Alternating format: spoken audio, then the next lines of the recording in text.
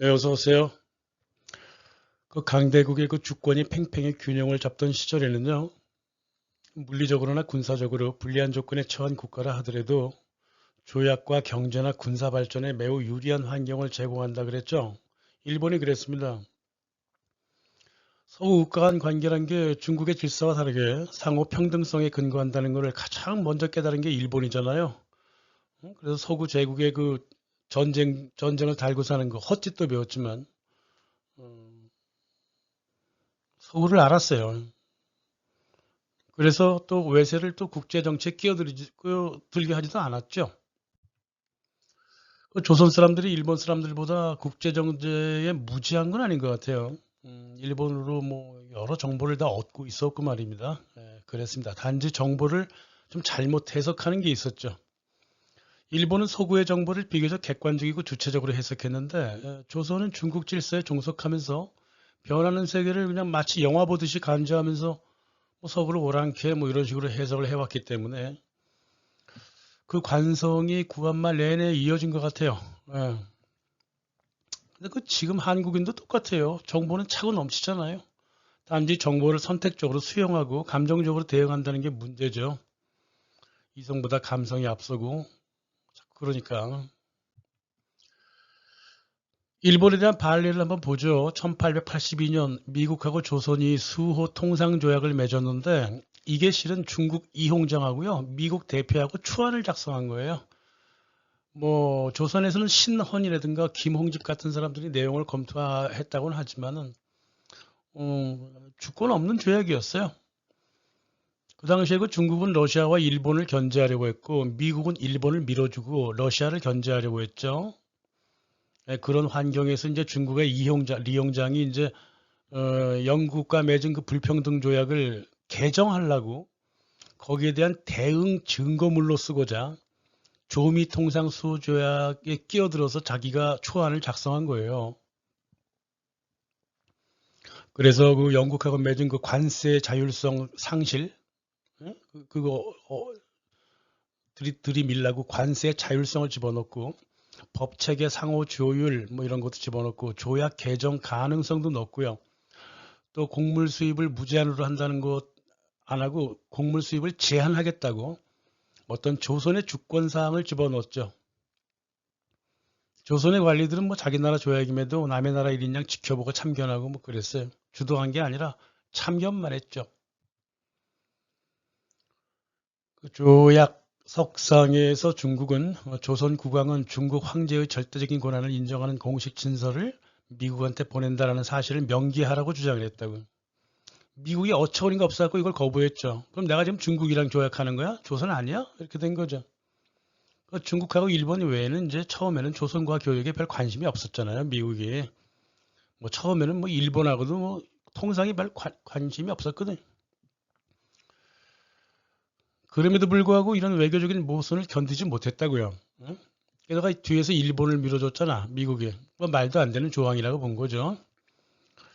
조선은 그 청나라가 영국한테 박살난 것을 보고 일본처럼 세상이 변한 것을 느끼지 못했어. 그리고 그냥 서양 놈, 나쁜 놈들 뭐 이러기만 하고 있었기 때문에 리용장이 이렇게 행동을 하는데도 그냥 가만히 있었어요. 예. 조약이 끝난 다음에 이 고종 왕실이 어떤 행동을 했냐면 미국 대통령한테 조선은 원래 중국의 속국이었다. 그러니까 인정하는 편지를 보냈다고. 이 시키지도 않는 짓을 해요. 참 미국 대통령이 봤을 때는 어처구니가 없었죠. 그죠? 일단은 자기네가 독립국이라고 얘기를 해야 지네가 좀 마음대로 좌지우지할 수 있잖아요. 그럼 거꾸로 또 조선도 또 주권을 주장할 수 있고. 근데 뭐 자기네가 중국의 속국이라고 스스로 인정하는 편지를 보내놨으니 뭐 어떻게 이거. 그래서 영국하고 이제 추후에 영국하고 독일하고 조약할 때도 중국의 중재를 받았거든요. 근데 이제 그런 사대주의 조항은 넣지 않는 관례를 만들었죠. 그 조선만 몰랐지 조선은 원래가 이제 서구 열강에 의해서 중국으로부터 실제적으로 천천히 멀어지고 있었거든요. 그걸 조선만 몰랐어요. 그 조선 안에서 미국인들 뭐 이런 나라 사람들 뭐 최혜국 지위 노리고 취해법권 지위 갖고 미국인, 영국인, 독일인 모두 자유활동 보장하면서 조선에서 금채굴권 같은 거, 광산 채굴권이고 상당히 그 이익을 챙겼잖아요. 노다지라고 하는 단어도 실은 미국 금채굴 하던 미국 사람들이 한 말 아니에요. 노터치 그래서 노다지가 돼버렸잖아요. 그래서 실제적으로 중국의 허락 없이 미국, 영국, 독일, 일본 그래서 투자의 문을 열었다고요. 그만큼 스스로 이제 독립적으로 행동하면 되는데 조선은 자기가 독립국이라는 사실을 스스로 잘 느끼지 못하고 있었다 이 말이에요. 그 조미 조약을 중재하던 그 이홍장은 1876년 강화도 조약 이래 그 조선에 계속 영향을 행사하는 그 일본을 좀 막아보겠다. 이래갖고 서구 열강들을 막 끌어들였어요. 조선하고 조약하라 그랬다고요. 그러니까 조약을 이용해서 세력 균형을 꾀한 거죠. 이 한반도에서. 그 사이에 김홍집 같은 관리들은 일본과도 조약하고 미국과도 조약하고 뭐 영국, 프랑스 다 독일 다 조약하면서 야 이게 주권이 뭔가 이걸 알아가기 시작했다고요. 그러니까 중국 말고 다른 강대국의 존재를 마음속으로 깊숙이 느끼고 있었다고요. 근데 조선의 일반 선비들이라든가 이홍장 같은 사람은 계속 조선의 그 중국 속국론을 펼쳤다고. 웃기는 사실 하나 말씀드릴까요? 그 중국 교수들 있잖아요. 툭 하면 혹시 교수님 그 이홍장 아십니까? 하면서 물어봐요. 이거 왜 물어보는 줄 알아요? 그래갖고 이제 안다 그러잖아요. 그러면 웃으면서 입을 닫아요. 거봐. 한국은 중국의 속국이었잖아. 이홍장이 마지막까지 한국을 중국의 속국으로 주장했잖아. 이런 뜻이에요. 그런 중국인이 또 있으면요. 그냥 피식 웃으세요. 응답하지 말고. 아직도 구한말에 살고 있는 사람들이에요. 그런 중국인 교수들은. 고위공무원들. 습관이에요. 이홍장 아십니까? 이래. 고종은 이런 이홍장한테 조선이 향후 서구국가하고 조약하는데 고문이 될 사람 하나 보내다오 그랬습니다. 이게 웬 떡이냐 이래갖고 이홍장은 독일인 언어학자 멜렌도르프를 보내죠. 이 멜렌도르프가 이게 중국의 독일 영사관 직원으로 지내다가 퇴사해가지고 근데 공무원이었는데 공무원이기 이전에 그 중국학 전공자고 언어학 학자였어요. 이런 사람이 뭐 중국을 위해서 뭐 일해줄 것 같아? 리홍장은 이제 이 사람이 중국통이니까 친중이라고 생각을 했겠죠. 멍청한 생각이었어요. 저도 대학에서 외국인 교수 많이 만나고 같이 지내봤지만 친한 파 거의 없어요. 일단 저를 보세요. 프랑스에서 11년을 공부하고 일하고 살았지만 저만큼 프랑스 싫어하는 사람 별로 드물 거예요. 뭐 아무튼 이용장 머리가 그랬습니다. 통역사 정도로 조선으로 들어온 멜렌도르프가 조선에서 관세청장 했고 외무부 차관까지 했잖아요. 이게 이제 모두 이용장의 입김으로 그렇게 된 거잖아요. 그죠? 하지만은 멜렌도르프는 중국의 그 소인배적인 행동도 싫어했고요. 학자적인 양심으로 조선의 관세 규칙 정할 때 중국한테 특혜가 있는 건 모두 없애버렸습니다. 이용장이 깜짝 놀랐죠. 아직도 사람들은 그 사람이 하는 말이나 행동을 통해서 그 사람을 바라보는 게 아니라 그 사람이 어디 출신이냐, 어디 소속한 단체냐에 따라 갖고 자꾸 사람을 평가한다고. 이건 봉건적인 인식이에요. 간첩이나 공무원이라면 몰라요. 하지만 사람은 자기 의지대로 산단 말이에요. 예? 한국인이면 한국에 애국하고 공산국에 살면 다 공산주의자고 강남에 살면 다 부자고 외국 유학 갔으면 그 나라 좋아한다고 믿는다고. 아직도 사람들의 사고가 이렇게 봉건적이에요. 봉건적이라고 하는 뜻은 한 사람의 말과 행동이 그 사람이기 때문에 그랬다가 아니라 환경이 그를 그렇게 하도록 만들었다라고 자꾸 남 탓하는 인식을 봉건적 인식이라고 그러잖아요. 응? 그 사람의 의지를 믿지 않고 그 사람의 환경을 믿는 거죠. 멜렌도르프는 한국 국왕하고 정부의 그 고문이잖아요. 응? 월급을 조선한테 받았다고요. 그러니까 중국이나 일본이 아니라 자기가 선택한 조선의 이익과 복지를 위하여 전적으로 헌신한 사람이라 이 말이에요. 그러니까 함부로 행동하는 이용장이라든가 원색이, 위안스카이 이런 사람들 멀리했고요. 일본도 멀리했고요. 미국하고 영국도 거리도 없고. 특히나 한반도 침탈을 슬슬 꿈꾸고 있는 일본도 되게 멀리했죠. 특히 사람은 그 조선에 대한 영향력과 이권을 두고 싸우던 중국과 일본을 견제할 세력은 이 동북아에서는 러시아밖에 없다고 판단했습니다. 러시아만이 멀리서 조선을 지킬 나라로 봤자고요. 왜냐하면 러시아가 조선을 바라보는 관점은 항상 완충지대였거든요. 그래서 조선을 꼭 독립국으로 세워야 했다고요. 러시아로서는. 그러니까 영국, 중국, 일본의 위협으로부터 또 만주의 안전까지 보장받으려면 조선을 꼭 완전한 독립국으로 지지를 해줘야 된다고. 그래서 러시아는 일단은 기다리고 지켜보는 그런 동북아 정책으로 일관을 하고 있었습니다. 함부로 안 끼어들었어요. 이 독일인 멜렌도르프의 활약에 고무받았어요. 이 러시아가. 그래서 1884년 칼 베베르라고 하는 공사를 보내가지고 조로 조약을 맺게 하죠. 이 조로 조약은요. 서구 열강과 조선이 맺은 최초의 단독 조약이에요. 중재가 없습니다. 중재 없이 조선이 단독으로 러시아랑 맺은 조약입니다. 중국의 리용장은 분노했죠. 하지만 멜렌도르프하고 칼 베베르는 주권의 원칙에 따른 겁니다. 이렇게 조선의 주권을 조약 처음부터 지켜준 게 러시아죠. 조약 당일 고종은 러시아 짜르한테 이런 친서를 써줍니다. 베베르한테. 조선은 지금까지 중국의 규칙에 종속한 나라입니다. 하지만 옛 조선 왕들은 외교관계에 독자적이었습니다. 지금 시료에 들어간 조로 양 정부의 조약하에서 우리는 완전한 평등한 관계에 있습니다. 조선의 국왕은 주권과 국제법에 따라 조약의 모든 조항이 정당하고 솔직하게 행해짐을 긍정적으로 확신합니다. 조선이 중국의 규칙에 종속된 나라이기는 하지만 이 사실이 러시아와 관계에 있어서 어떤 의무도 없습니다. 이 고종이 말입니다. 외교의 독자성이라고 하는 것을 개념을 다 알고 있었다는 거죠. 그죠? 그리고 또 조선이 일단 중국의 규칙에 종속되어 있다는 것도 알고 있다 이 말이야. 근데 이것을 긍정적으로 보진 않았다 이거죠. 그죠?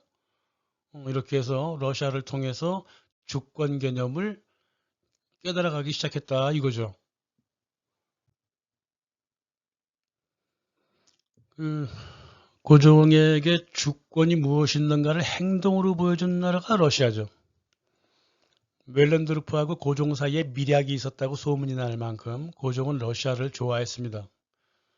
원래 고종이 미국을 좋아했거든요. 근데 그거는 자기 혼자 조선 책략 뭐 이런 책 보고 상상의 날개를 핀 거지 러시아는 직접 외교를 하고 현장에서 친해진 거예요. 실질적으로. 멜렌도르프는 뭐 나중에 자기 자서전에서 뭐 자기가 독일 사람이라 그래갖고 독일 정부가 그 당시 신임 공사였던 오토 젠부시 이 공사랑 함께 일하라고 독일 정부에 그 지침을 받았다고 적어놨다고. 그건 지침이 아니에요. 그건 독일 정부의 부탁이었죠. 1년이면 떠날 신임 공사하고 같이 일하기에 일단 짬밥 크기가 너무 커요. 멜렌도르프는 국세청장이에요. 조선의 국세청장이고 조선의 외무부 대신 그 차관이라고 차관. 이런 이게 짬이 안 맞잖아요. 이 신임공사하고. 더군다나 멜렌도르프는 독일이 아니라 조선 공무원이기 때문에 독일 정부의 말을 들을 필요가 없어요. 뭐 독일이야 섭섭하겠지만 어쩔 수 없죠. 오히려 러시아 공사 칼 베베르랑 자주 같이 일을 했습니다. 멜렌도르프는 그런 자기 정치 철학이 철저했어요. 조선이 살아날 길은 조선의 자주 독립인데 이 자주 독립을 정책으로 갖고 있는 나라는 러시아 하나밖에 없잖아요. 그러니까 그런 거죠.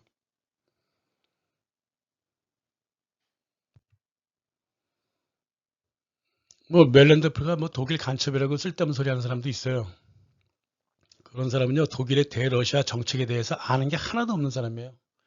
당대 독일의 정치 문화는요 비스마르크의 의견을 그대로 따랐어요. 비스마르크가 그랬죠. 타국과 타국의 수장들한테 찬성하든 반대하든 무조건 자주적으로 행동해야 된다 그랬단 말이에요. 멜렌도르프도 마찬가지죠. 조선의 공무원으로서 자주적으로 행동한 거예요. 자주적으로 러시아를 선택했어요. 독일을 선택한 게 아니라. 멜른도프는 조선의 이익을 위해서 일했지 독일의 이익을 위해서 일한 게 아니라 이 말이에요. 미국 주정부에서 장관하는 한국 사람들 있잖아요. 그 사람들 한국을 위해서 일해요? 미국을 위해서 일하죠. 크림 전쟁 이후에 영국이 세계를 상대로 러시아를 못 잡아먹어서 러시아 역사를 왜곡하고 비난하고 별짓 다 했잖아요. 하지만 비스마르크는 그런 거에 넘어가지 않았습니다. 멜른도프도 마찬가지예요. 러시아에 대한 영국의 편견에 세뇌되지 않았다고요. 다시 말해서 영국이 뭐라 그랬냐면 러시아는 서쪽이든 동쪽이든 영토를 팽창해서 어느 나라든 지배하려고 팽창하고 있다. 그런 의도도 없고 그런 수준도 못했다는 것을 비스마르크가 잘 알고 있었고요. 멜른도르프도 잘 알고 있었어요. 만주에도 통상 때문에 철도 났지 누굴 침략하려고 한 것도 아니라고요. 아프가니스탄에서도 아프가니스탄의 독립을 지켜주면서 완충지대로 만들려고 제안한 게 러시아지 영국은 아니었다고요. 영국은 침략밖에 모르잖아요. 오히려 비스마르크는요. 뭐라고 그 당시 그 러시아에 대한 정책을 피웠냐면 무관심하되 러시아에 이익이 되는 방식으로 웬만하면 그렇게 하겠다. 그래야지 러시아가 안정돼야 프랑스와 오스트리아로부터 독일을 지킬 수 있다. 이렇게 본 거예요. 그래서 러시아가 좀 안정을 찾으려면 짜르의 권력이 되게 세야 된다. 이런 생각을 갖고 있었다고요? 실상 예카테리나 2세가 죽고 난 다음에 러시아의 대외 정책이 좀 약했어요. 응? 이 독일의 정책은 러시아의 이익을 지켜줌으로써 프랑스와 오스트리아로부터 독일을 되게 보호하려고 그랬고 이게 비스마르크 정책입니다. 그래서 비스마르크는 굉장히 그 러시아를 좋아했죠. 그리고 퇴직하고 난 다음에도 1895년 그 저기 니콜라이 2세가 짜르로 올랐을 때 그 사람 그 성향이 어때? 라고 물어봤어요. 그러니까 자기 그 비서가 그 신임 짜르가요. 그 좋은 게 좋은 착한 사람이라더군요. 그랬더니 하하 그분 나라 못 지켰네 그랬습니다. 러시아는 좀 강한 사람이 좀 와야 된다는 것을 항상 주장했어요. 짜르가 좀 강해야 된다. 왜냐하면 러시아 민족성에 대해서 공부를 많이 했거든요. 비스마르크가. 그랬던데 무슨 뭐 멜른도르프가 뭐 어쨌다는 거예요.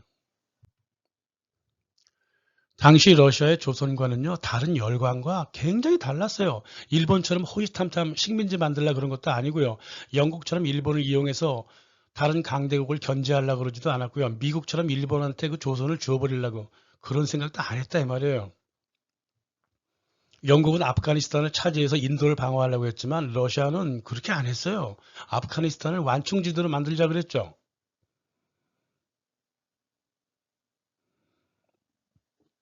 따라서 조선도 마찬가지예요.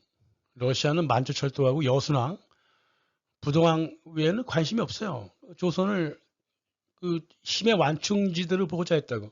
그래서 러시아의 그 조선에 대한 그 정책은요, 주권 세워주기예요. 그래야 완충이 가능하다고요. 이 소인배 영국은 스스로 자기 세뇌가 돼가지고 러시아의 움직임 하나하나를 모두 침략처럼 판단했다고. 그러니까는 뭐 조러 미략 뭐 있었다 그러니까는 그 소문만 듣고 중국 묵인하에 거문도를 점령했잖아요. 이 오버액션을 했다고. 부산 송정도 러시아가 취한다는 소문. 여기도 적극 대응하고. 자기 혼자 난리친 거예요. 자기 혼자 그렇게. 실은 이 조러 미략이라고 하는 게 이게 실질적인 증거가 별로 없거든요. 영국이 퍼뜨린 소문이 아닌가 뭐 이런 생각도 가끔은 들어요. 영국이 일부러 뭐 조선 책략, 뭐 조러 미략 이런 거 소문을 만들어갖고 조선을 간섭하려 했던 간에 뭐 실제로 멜른도르프가 조러 미략을 추진했던 간에 이랬든 저랬든 간에 뭐 러시아한테는 그렇게 유리하게 작용한 건 아니죠. 그래서 러시아가 자꾸 팽창하려고 그런다고 소문이 무지막지하게 내는 바람에 일본하고 중국도 러시아를 같이 견제하려고 그랬다 이 말이야. 말이 현실을 만들어 버린 거죠, 그죠? 그래서 영국, 중국, 일본이라고 하는 돼지 눈에는 돼지밖에 안 보였던 거죠.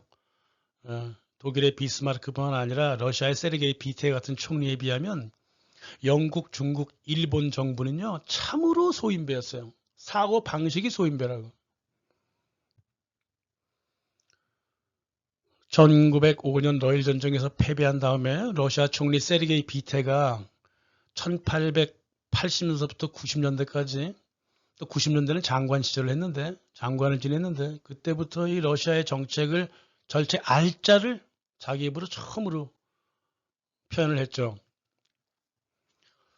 자, 일본이 승전했어. 그래, 대만을 가져가도 좋다. 여순왕? 그래, 포기할게. 블라디보스톡만 그냥 갖고 있으면 되지. 조선 남부까지는 가져가도 좋다.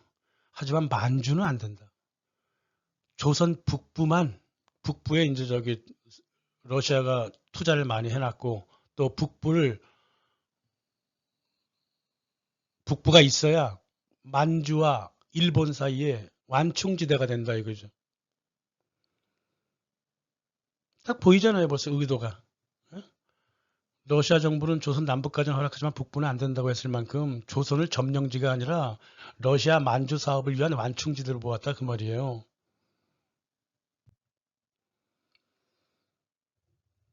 러시아는 영국이 상상한 대로 행동하지 않았죠. 예, 그런 조선의 어떤 간섭도 하지 않았습니다. 평양에서 태어나서 CIA 전신 OSS하고 CFR에서 일한 맥퀸이라고 있습니다. 간첩이에요. 미국의 지식인 간첩이라고요. 이 간첩이 구한말을 에다 이렇게 써놨잖아요. 러시아 외교관들은 조선 내부 정치 과정에 간섭하려고 하지 않았고 고종과 한국 정부의 행동에 자유를 주었다. 맞아요. 어느 부분이든 간섭한 적이 없어요. 러시아는. 영국은 일본을 통해서 간섭하고 중국은 직접 간섭하고 일본도 직접 간섭했지만 러시아는 그러지 않았습니다. 러시아 공사 칼 베베르가 1884년 임명되어 갖고 공사관으로 조선에 들어올 때 출신도 모한 그 가정부 마리 앙뚜아네트 존탁을 같이 데리고 들어왔다고요. 어머니 그 부인 있는 공사야. 근데 여성 가정부를 데리고 들어왔어. 누가 봐도 이건 간첩이죠. 그러니까 존탁은 매우 사교적이고요. 그리고 왕실하고 친교를 위해서 일부러 데리고 온 거예요. 이 존탁은 민비 궁정에서 서양 요리를 만들었고 언어도 4개나 구사한다고요. 조선어도 금방 배웠습니다. 그래서 러시아와 조선 사이에 가교 역할을 했죠. 고종한테 커피를 처음으로 소개하기도 했고요. 존탁이 러시아 간첩이라고 해도 좋습니다. 러시아 정책 자체가 조선의 독립 자치였잖아요. 응? 완전한 독립을 세운다는 게 러시아의 대조선 국가 정책이었기 때문에 이런 간첩이라면 수백 명이 와도 더 좋죠. 안 그래요? 조선 왕실은 이렇게 멜렌드루프하고 칼 베베르 러시아 공사 그리고 존탁 부인 이 헌신적인 노력을 기울였죠. 그래갖고 러시아에 대한 신뢰를 쌓았다고요. 청일전쟁으로 중국이 열강대열에서 빠졌죠. 영국은 조선에 대한 일본의 우위를 인정했습니다. 미국은 조선이 위험에 처하면 중재한다는 조미조약을 지키지도 않았죠. 중립을 취하는 척하면서 일본을 밀어줬죠. 조선 왕실로는 러시아밖에 믿을 나라가 없었단 말이에요. 이 고정도 이게 좀 한국의 종특 좀 있어요. 미국이 조미 조약을 어겼잖아요. 조미 조약 제1조에 뭐라고 적혀 있냐면 각각의 나라에 불행한 어떠한 폭력적인 일이 생기면 꼭 중재하러 들어와야 된다. 이렇게 돼 있다고. 근데 미국이 중재한 적 있어요? 청일전쟁에서? 러일전쟁에서 중재한 적 있어요? 없어요. 조약을 다 어겼다고요. 그러면은 따져야 될 거 아니에요. 미국 정부한테 왜 조약을 어겼냐고. 근데 그냥 섭섭하게만 생각했어요. 그러니까 고종이 하는 행동에도 일관성이 없었다고요. 그 남만주 개발에 그 러시아가 뛰어들었잖아요. 그래서 일본이 그 요동하고 여순항에다가 군대를 배치한 거 이거 위험하다고 생각해서 독일하고 프랑스랑 같이 합쳐가지고 일본군 철수하라 그래갖고 철수시켰습니다. 그래서 일본은 러시아한테 이빨을 갈았죠, 그죠? 예. 민비는 게다가 또 친러 내각을 꾸몄어요. 뭐 친러 내각이라고 해봤자 뭐 친러 뭐가 얼마나 있어요? 한 사람이면 두 사람 정도밖에 없었죠. 일본이 민비를 살해해버렸습니다. 이게 실상 그 러시아한테 일본이 선전포고한 거예요. 예, 그겁니다. 을미사변은 국제 외교상으로 봤을 때는 선전포고예요. 일본이 러시아한테. 민비가 죽은 다음에 이 고종이 겁이 잔뜩 들어갔고요. 일본인들이 하자는 대로 했죠. 어? 일본 사람들이 자기를 죽일지도 몰라갖고 몸들 바를 몰라갖고 일단 독살도 피하려고 미국 대사관에서 봉인된 햄버거만 먹었고 외교관들 불러다가 궁전에서 같이 자자 그랬다고. 혹시 누가 칼 들고 들어올지 모른다고. 1896년 1월 22일에는 러시아한테 조선에 좀 개입해달라고 사정을 했다고. 러시아 정부가 아우 그 정도 하면 안 된다고. 그렇게 하면 안 된다고.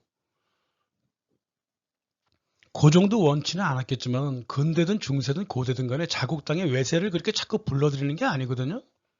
한국은 왜 자력경생을 할 생각을 않고 끝없이 외세를 부를까? 임진왜란 때부터 지금 미군 주둔까지 끝없이 외세를 불러요. 그렇게.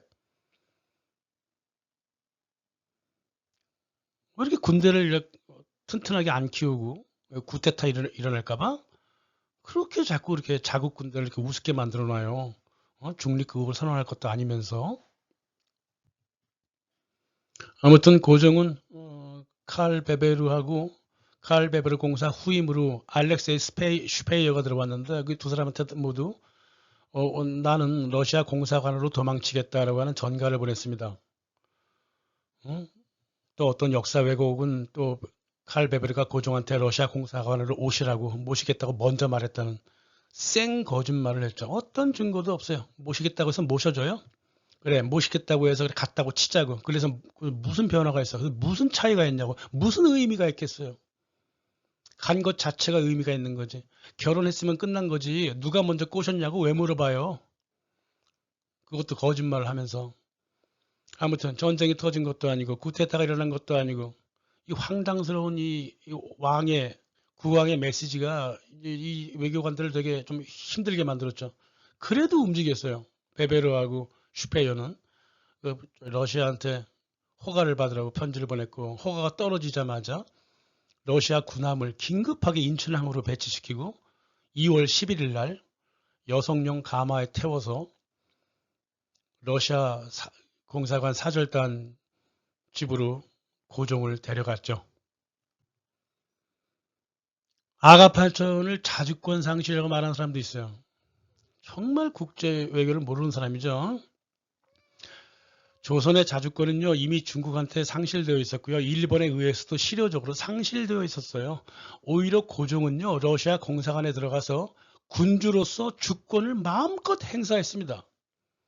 고종은 내각이 단발령을 내렸는데 그거 취소하고요. 내각을 해산시켰고 친일파 간부를 체포하고 친러파 의원을 총리로 임명하는 포고령을 내렸다고요.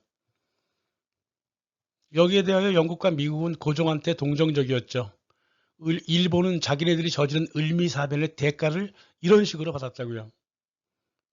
이 아간파천은 조선에서 일본의 위상이 바위 구르듯이 추락하게 만든 사건이 된다 이 말이에요.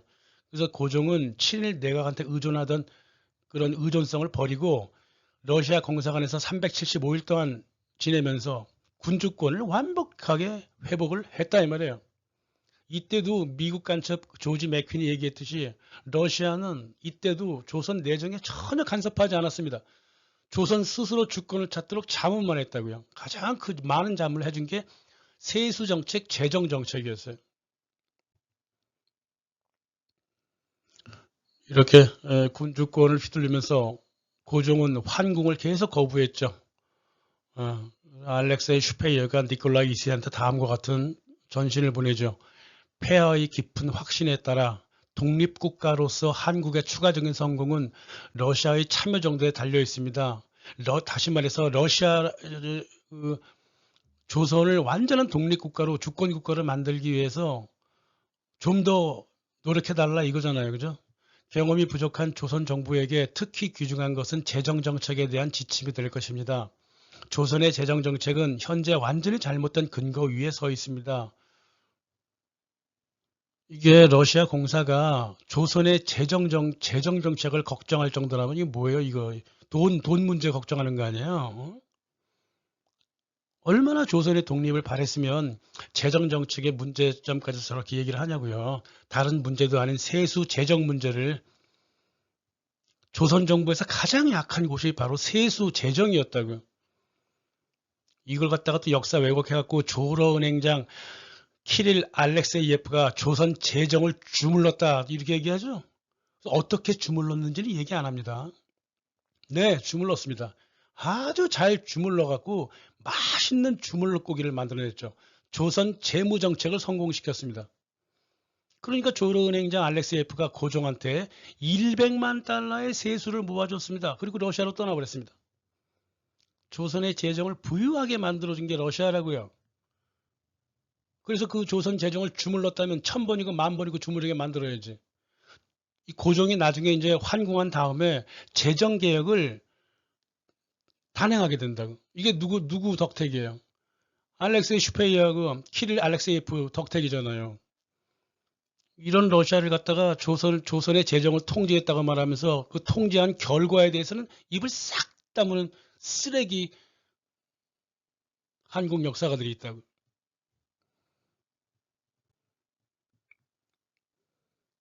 강대국이 지켜보는 앞에서 멀고도 먼 나라에서 와가지고요.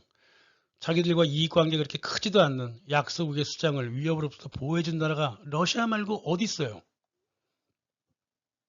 조선 조정하고 정치권에는 진정한 칠러 인사가 없었어요.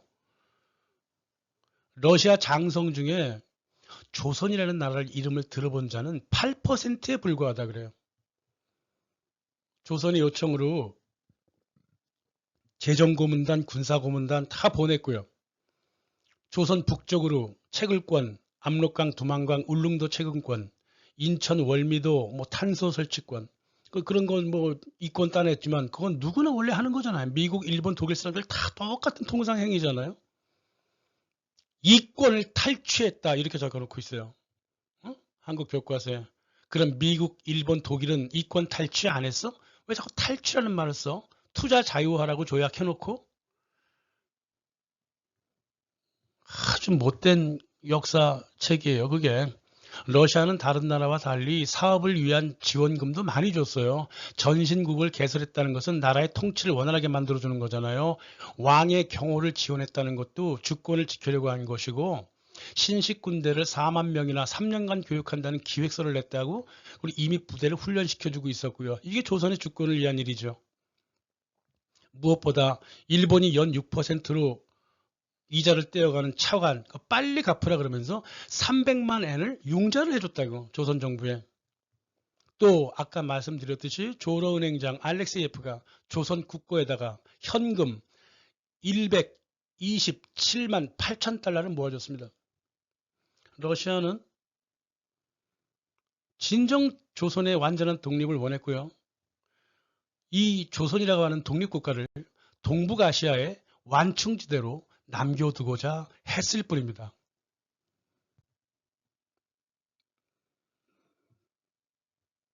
실상 1876년 강화도 조약부터 시작해서 1892년까지 8차례 국제조약이 있었습니다. 이 조선에서. 조선의 주권과 자주 독립성이 그토록 강조되었어도 이 고종이 이 주권 개념을 온연하게 이해한 때는 아관 파천 시절이었어요. 그 375일 동안. 그 아관 파천 끝나고 나서 바로 대한제국을 성립을 합니다. 이 고종이. 환궁하자마자 독립협회의 이 친미 친일파들은 이제 러시아도 조선에 손을 떼라 그랬지. 아니 그러지 않아도 손 뗄라 그랬어요. 독립협회의 속셈은 러시아가 다져놓은 이 조선 조정에 들어가서 권력을 잡으려 그랬던 거죠. 러시아는 조선이 진정 독립해서 만주의 안정을 세워주고 시베리아 철도가 완성되기만을 그것만 바랬단 말이에요. 예? 부동항 같은 경우는 이제 뭐 나중에 뭐 한두 개 더 있으면 좋겠지만 이미 뭐 블라디보스토크 있고 여순항 있잖아요. 러일 전쟁 터지기 전까지. 그랬습니다. 그래서 러시아 군사교관들은 조선을 떠났습니다. 러시아 고종 친위대도 해산됐습니다. 독립협회하고 러시아 중에 조선을 대한제국을 이렇게 만들어준 데 도움을 준 게 누구냐고. 러시아지 독립협회예요? 그랬단 말입니다. 러시아는 게다가 뭐 고문단 다 철수시키고 또 뒤에서 어떤 일을 했냐면 대한제국한테 중국과의 불평등 조약을 모두 개정하라고 자문을 해줬습니다.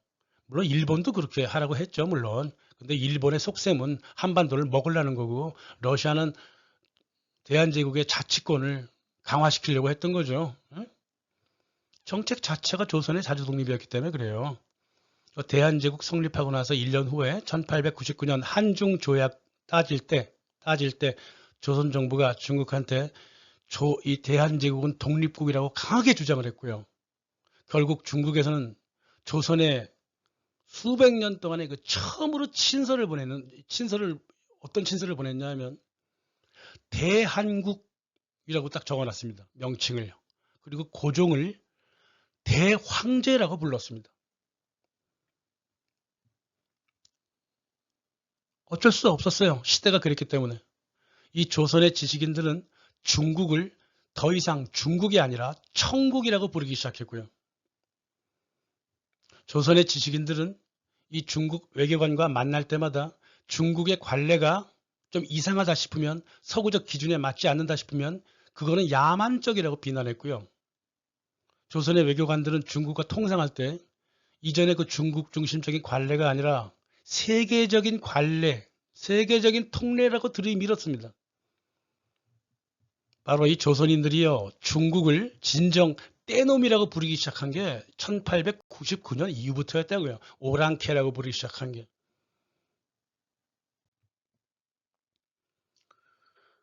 고종이 슈페이어 공사한테 이제 러시아가 없어 내가 잘할 수 있으니까 군대 철수시키라 그랬죠. 철수했죠.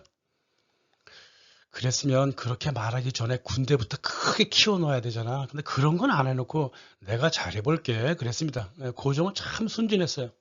하지만 명목상으로나마 주권 국가로 우뚝 섰다고요. 대한제국이. 응?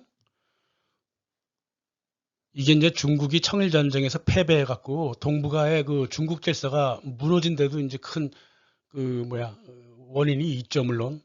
하지만은 직접적으로는 대한제국을 성립시키고 일본에 가서 다 철수했음에도 불구하고 일본에 가서 조선의 독립을 다시 한번 확인한 일본과 러시아의 니시-로젠 협정이라고 있어요. 거기서 대한제국의 독립성을 다시 항목에다가 넣었다 이 말이에요. 그래서 대한제국의 성립을 부른 게 이제 아간파천이고요. 고종으로 하여금 주권을 이해하게 만든 게 러시아죠. 1905년 러일 전쟁에 패하면서 이 모든 노력이 수포로 돌아가 버렸을 뿐이죠. 반면 1882년 조선과 가장 먼저 국제조약을 체결한 미국은 제1조에다가 제3국의 침해가 오면 서로 중재한다라는 조약을 아예 지키지도 않았죠. 청일전쟁을 그대로 방치했고 러일전쟁도 방치했고 뒤에서는 카스트라테프트 조약을 맺어갖고 조선을 일본한테 넘겨버린 게 미국이에요. 일본이 조선의 외교권을 가져가잖아요. 1905년 11월 17일. 미국은 단 2주도 안 돼갖고 서구 국가 중 최초로 조선에서 공사관을 폐쇄했습니다. 11월 28일. 그게 미국이었어요. 미국이라는 나라는 이런 나라예요, 원래가.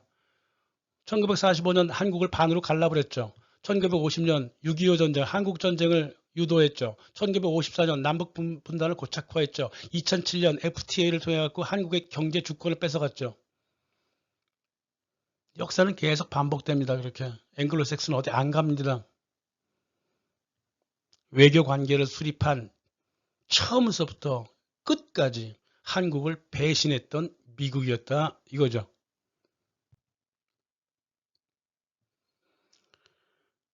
미군이 뭐 한국 안보를 지켜주어서 한국의 경제 발전에 매진할 수 있었다고? 하여간 역사를 혼자 막 써요 그렇게.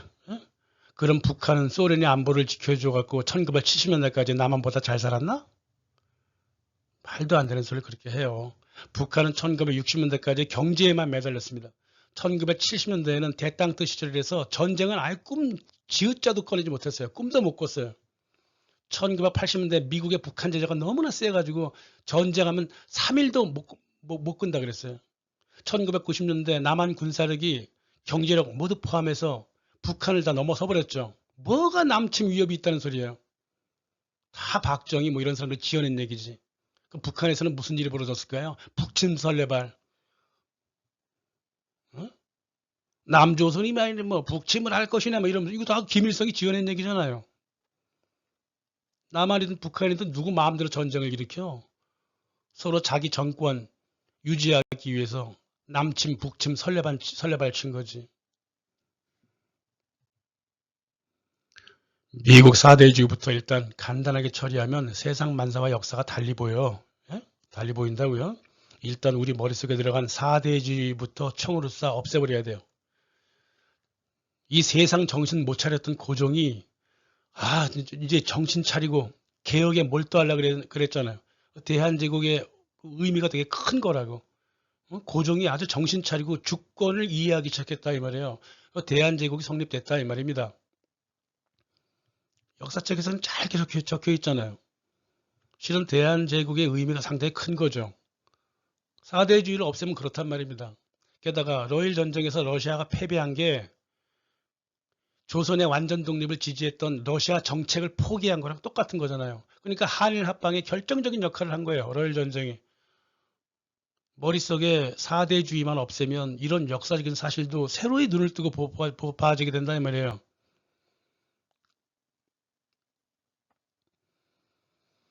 그렇게 됐습니다. 그래서 일단은 하여간 4대주의가 문제예요.